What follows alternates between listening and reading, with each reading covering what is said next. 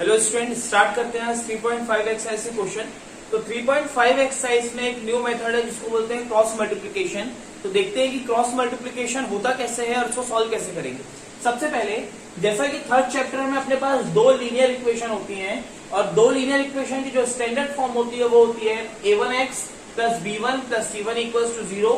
Second equation को represent करेंगे a2x plus b2 plus c2 equals to 0। मैं बता चुका हूं x के कोफिशिएंट को a बोलते हैं, b के कोफिशिएंट को बोलते हैं b और लास्ट वाला जो कांस्टेंट टर्म हो जाता है वो क्या हो जाता है अपना c। ठीक है, तो क्रॉस मल्टीप्लिकेशन में क्या करेंगे, पहले ये जो x y और जो कांस्टेंट टर्म है इनके कोफिशिएंट को लिखेंगे। जैसे अपन ने लिखा b1 b2 c1 c2 a1 a2 b1 b2, ये लिखने का एक पैटर्न होता है। और जब क्रॉस मल्टीप्लाई करेंगे तो b1 का मल्टीप्लाई होता है c2 से, b2 का c1 से, फिर c1 का a2 से, a2 c2 का a1 से, a1 का मल्टीप्लाई होगा b2 से, a2 का मल्टीप्लाई होगा b1 से। ठीक है, इसको याद रखना इंपॉर्टेंट नहीं है, इंपॉर्टेंट क्या है इस फॉर्मूले को याद रखना। अब ये फॉर्मूला आता कैसे है इसको याद रखना बिल्कुल सिंपल है। सबसे पहले याद रखेंगे फॉर्मूला कहां से स्टार्ट होगा, x से। ठीक है, तो ये अपना x है, x के अपॉन में क्या लिखा हुआ है b1 c2 minus b2 c1, इसको याद रखना है। अब याद कैसे रखें, सिंपली याद करो कि b से स्टार्ट होगा। ठीक है, तो क्या लिख दो bc माइनस bc। अब x के बाद क्या आएगा y और c पे एंड हुआ है तो फॉर्मूला कहां से स्टार्ट होगा, दोबारा c से स्टार्ट होगा। तो c के बाद क्या आएगा a। अब c के बाद a क्यों आएगा, क्योंकि हमारे पास कुछ तीन ही आपके तीन ही कोफिशिएंट है a b और c, तो c के बाद वापस क्या आएगा a आएगा। ठीक है, तो फिर से समझते हैं। सबसे पहले फॉर्मूला स्टार्ट होगा x से, x के अपॉन में क्या है bc माइनस bc, c पे एंड हुआ तो c से स्टार्ट होगा, y के अपॉन में ca माइनस ca। अब a पे एंड हुआ तो a से स्टार्ट होगा, 1 के अपॉन में ab माइनस a। ठीक है, अब 12 21 12 21 12 21। ठीक है, तो ये फॉर्मूला याद करने का तरीका हो गया, या तो आप डायरेक्टली भी इस फॉर्मूले को याद रख सकते हैं। सिर्फ इतने से फॉर्मूले को अपन को याद रखना है और इसी के बेसिस पे क्या हो जाएंगे, अपने क्वेश्चन सॉल्व हो जाएंगे। ठीक है, तो ये फॉर्मूला याद रखना है कि x के अपॉन में है bc माइनस bc, y के अपॉन में ca एंड हुआ तो c से स्टार्ट होगा, c के बाद आएगा a, ca माइनस ca, फिर a पे एंड हुआ तो a से स्टार्ट होगा ab माइनस ab। और क्या करना है 12 21 12 21 12 21, ये अपन नंबरिंग कर दी। तो ये अपना फॉर्मूला क्या हो गया, कंप्लीट हो गया। अब देखते हैं 5.3 एक्सरसाइज के कुछ क्वेश्चन। चलिए, तो 3.5 एक्सरसाइज का फर्स्ट क्वेश्चन देखते हैं। 3.5 एक्सरसाइज का फर्स्ट क्वेश्चन है, which of the following pair of linear equation has unique solution, no solution or infinite many solution? In case there is a unique solution, find it by cross multiplication method. तो question में हमें बहुत सारी equations given है, equation को check करना है और बताना है इसमें नो सॉल्यूशन है, वन सॉल्यूशन है, मेनी सॉल्यूशन है। और अगर क्वेश्चन में लिखा है कि इक्वेशन का यूनिक सॉल्यूशन है तो यूनिक सॉल्यूशन को फाइंड करना है क्रॉस मल्टीप्लिकेशन मेथड से। तो पहले चेक करते हैं कि जो इक्वेशन नंबर 1 है, इट मींस क्वेश्चन 1 में जो इक्वेशन गिवन है वो किस टाइप के कंडीशन को सेटिस्फाई करती है। तो इक्वेशन है x minus 3y equals to -3, x minus 3y minus 3 equals to 0 और सेकेंड इक्वेशन है 3x minus 9y minus 2 equals to 0। ठीक है, जैसा कि मैं बता चुका हूं x के कोफिशिएंट को क्या बोलते हैं a। तो फर्स्ट वाली इक्वेशन में x का कोफिशिएंट कितना है 1 है, तो a1 की वैल्यू 1, b1 की वैल्यू कितनी हो जाएगी -3, c1 की वैल्यू कितनी हो जाएगी -3, यहां से a2 की वैल्यू 3, b2 की वैल्यू -9, c2 की वैल्यू हो जाएगी -2। ठीक है, तो कंडीशन सेटिस्फाई करने के लिए क्या करेंगे, चेक करेंगे a1 अपॉन a2 करते हैं तो ये हो जाएगा 1/3, b1 अपॉन b2 करते हैं तो -3 बाय -9 कितना हो जाएगा 1/3, c1 अपॉन c2 करेंगे तो कितना हो जाएगा आपका 3/2। अब अपन ने क्या देखा कि जो a1 अपॉन a2 है और जो b1 अपॉन b2 है उसकी वैल्यू तो इक्वल आ रही है, बट c1 अपॉन c2 की वैल्यू अनइक्वल आ रही है। तो कंडीशन कौन सी लगी कि a1 upon a2 equals to है b1 upon b2 but does not equals to है c1 अपॉन c2। और ये कंडीशन किसकी होती है, ये बता चुका हूं 3.2 एक्सरसाइज में, ये कंडीशन होती है आपकी नो सॉल्यूशन की। तो क्योंकि यहाँ पे नो सॉल्यूशन है इसलिए इसको फर्दर आगे सॉल्व नहीं करेंगे। चलिए देखते हैं 3.5 एक्सरसाइज का क्वेश्चन नंबर 2।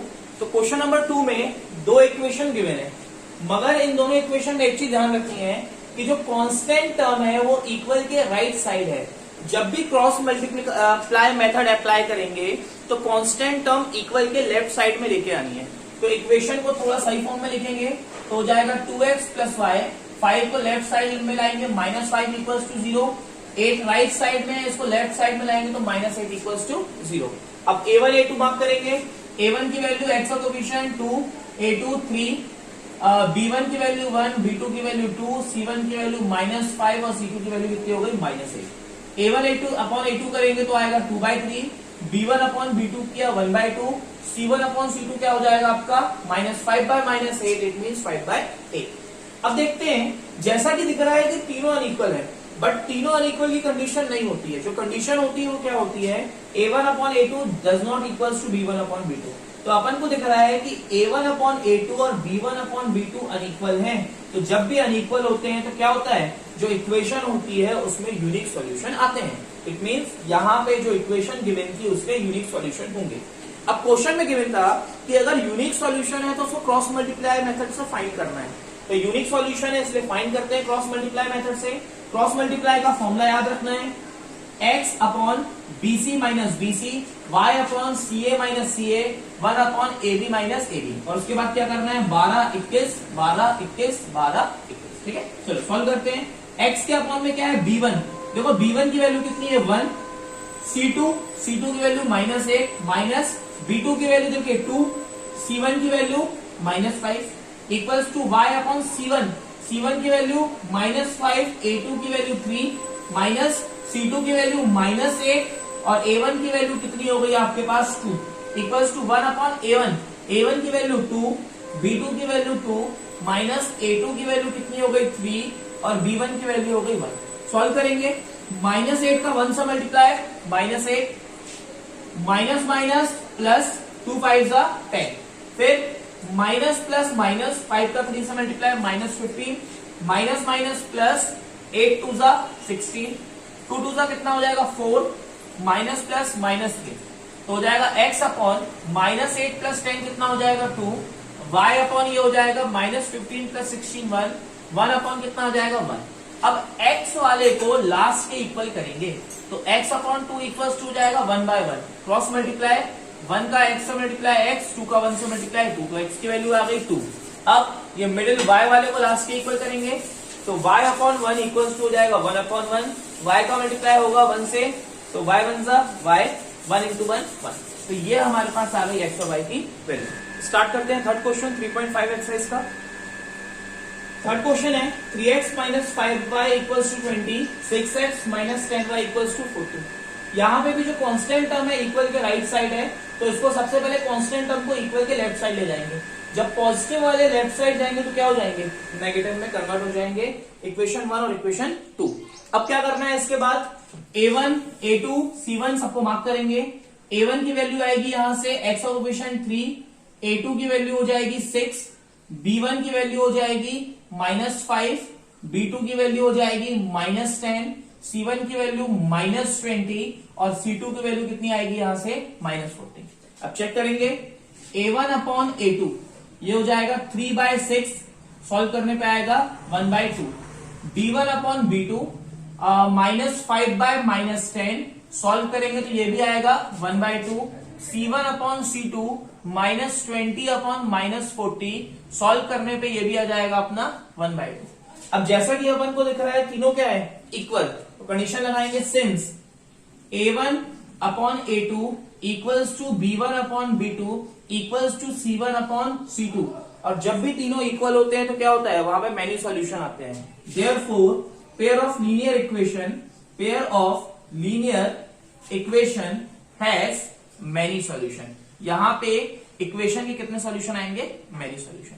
और क्वेश्चन में गिवन था कि अगर यूनिक सॉल्यूशन है तो ही उसे क्रॉस मल्टीप्लाई से सॉल्व करना है, तो मैनी सॉल्यूशन है इसलिए इसको आगे सॉल्व नहीं करेंगे। ठीक है, स्टार्ट करते हैं क्वेश्चन नंबर 4। क्वेश्चन नंबर 4 में दो इक्वेशन गिवन है। सबसे पहले क्या करेंगे, मार्क करेंगे a1 की वैल्यू x का कोएफिशिएंट 1, a2 की वैल्यू x का कोएफिशिएंट 3, b1 y का कोएफिशिएंट -3, b2 y का कोएफिशिएंट -3, c1 की वैल्यू -7, C2 की वैल्यू -15। अब A1 अपॉन A2 फाइंड करेंगे, ये हो जाएगा 1/3, B1 upon B2 -3/-3, minus minus cancel, 3 cancel आ गया 1/1। देन C1 अपॉन C2 है -7/-15, तो आंसर आया 7/15। अब यहाँ पे तीनों वैल्यू अनइक्वल आ रही हैं, बट तीनों अनइक्वल वाली कंडीशन नहीं होती है। जो कंडीशन होती है वो क्या होती है, फर्स्ट दो अनइक्वल की।